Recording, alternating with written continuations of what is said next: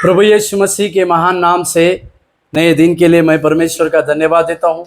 आज का आशीष और अनुग्रह वाला वचन यूहन्ना रचित सुसमाचार उसके 5वें अध्याय के 8वें वचन।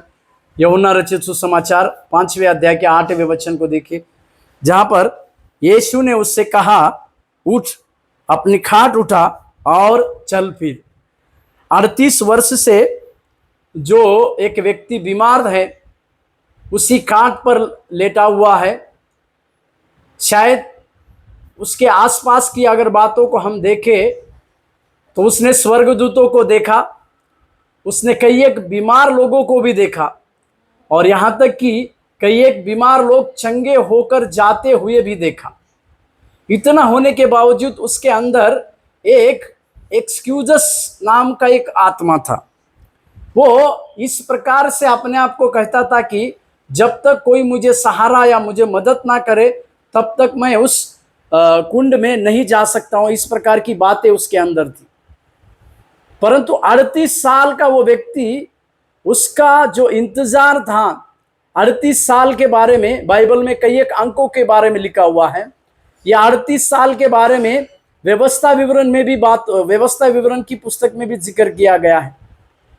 वो इजरायली लोगों के उस जंगल में फिरने के उस 38 साल के ओर, जहां पर परमेश्वर ने कुछ उनके जीवन में कार्य किया, उसके बारे में भी लिखा हुआ है।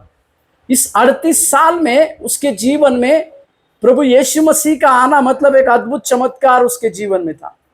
यीशु मसीह का उसके पास आकर उसको यह कहना कि क्या तू चंगा होना चाहता है, और उसके 8वें वचन की ओर अगर हम ध्यान देखेंगे तो वहां पर लिखा हुआ है, यीशु ने केवल 3 बातों को उसके लिए कहा। यीशु मसीह सिर्फ 3 बातों को कहे। सबसे पहली बात, उठ। जो व्यक्ति 38 साल से वो एक ही खाट पर लेटा हुआ था, जो कभी भी उठा नहीं था, प्रभु यीशु मसीह ने एक अधिकार से उसे कहा कि उठ। दूसरी बात, अपनी खाट उठा, मतलब जिस खाट के ऊपर वो इस प्रकार से कह रहा था कि ये जो है, ये खाट ही उसके जीवन और मृत्यु का कारण बनेगा। इसी के लिए यीशु मसीह ने मतलब अपनी जो कमजोरी होती है, उसी कमजोरी के ऊपर ओवरकम कर परमेश्वर एक नई शुरुआत करने के लिए कहते हैं। और कहा, चल फिर। जो 38 साल से कभी चला नहीं था, जो 38 साल से उसी खाट पर लटकाया हुआ पड़ा हुआ था, प्रभु यीशु मसीह ने अधिकार से कहा, चल फिर। और मेरे प्यारो, तुरंत उसके जीवन में एक अद्भुत चंगाई चली आई। तुरंत उसके जीवन में एक बड़ी चंगाई चली आई और वो चलने फिरने लग गया। मेरे प्यारो, 38 साल का समय और प्रभु यीशु मसीह उसके सम्मुख में आना। चाहे आप कई साल से किसी चमत्कार के लिए इंतजार कर रहे होंगे, परंतु आपका इंतजार प्रभु को पता है, और उसी सही समय में परमेश्वर आपके जीवन में कार्य करेगा। प्रभु आपको आशीष दे। धन्यवाद।